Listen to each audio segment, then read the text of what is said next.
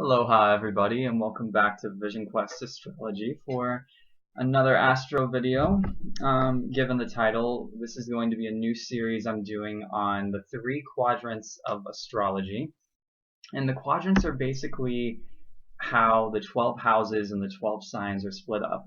You have houses 1 through 4, the first quadrant, houses 5 through 8, the second quadrant, and houses 9 through 12, the third quadrant. You know, for all the dummies out there like myself. So this is just kind of an introduction for the series. It will be 3 videos on one on each quadrant, the first, second, and third, and this one will just be kind of explaining the general logistics about it, because I'm a Virgo, and that's just what we do. Speaking of which, oh my god, between the Moon, Venus, Mars, and Jupiter, there's too much Virgo in the sky right now. I just can't handle it. No disrespect, we gotta love the Virgos, you know. So let's jump right in. You know, the first quadrant of astrology is the 1st through the 4th house, and this is dealing with Aries through Cancer, so Aries, Taurus, Gemini, and Cancer. This is the quadrant of self.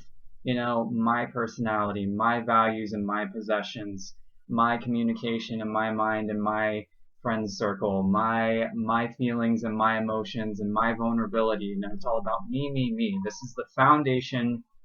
It sets up, you know, how you are relating to yourself, and you know, the different parts of self that there are. There is the personality, there is feelings, there is talking and communication, there is the things that you have and that you value and that belong to you. Then we take it up to the next level, and we've got the second quadrant, which is the relational quadrant. How, now that we know how to relate to ourselves, let's go out there and relate to the world outside of us, you know? Not be little hermits all the time like Cancer would love, you know? And this is dealing with houses 5 through 8, so Leo through Scorpio, Leo, Virgo, Libra, and Scorpio all together.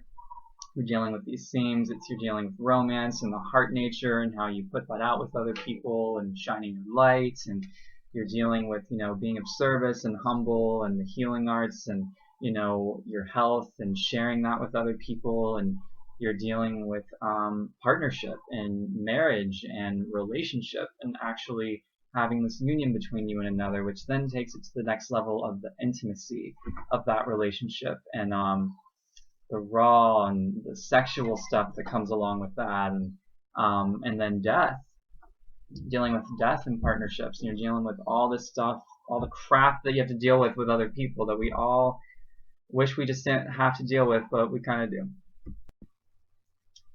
So then we jump over to the third quadrant, which is the communal quadrant, the quadrant of community and society, really. I mean, here you're dealing with houses 9 through 12, Sagittarius through Pisces, so Sag, Capricorn, Aquarius, and Pisces, and you're dealing with, you know, your higher belief systems and religion and government and higher education and the laws, you know, that you have to obey, and you know, getting punished if you don't do that. And you're dealing with, you know, the wider community and the internet and connecting with people all over the world and bridging that gap. And you're dealing with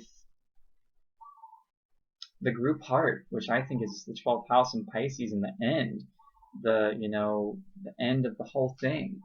And it's a really impersonal quadrant, you know, it's not all feely and gushy and emotional, it's very detached, it's very simply that, impersonal. It doesn't get all sucked up in all of the goofy stuff. These areas of life that we're all dealing with, we're not alone in it, that they have something to say.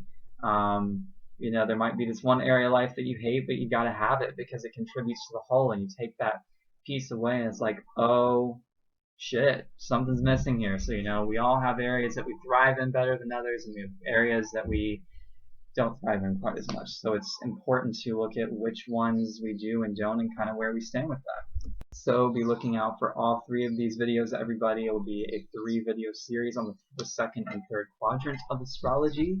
And yes, it's going to be awesome. I mean, how could it not? It's me making these videos. Okay, so thank you for watching. Aloha, everybody.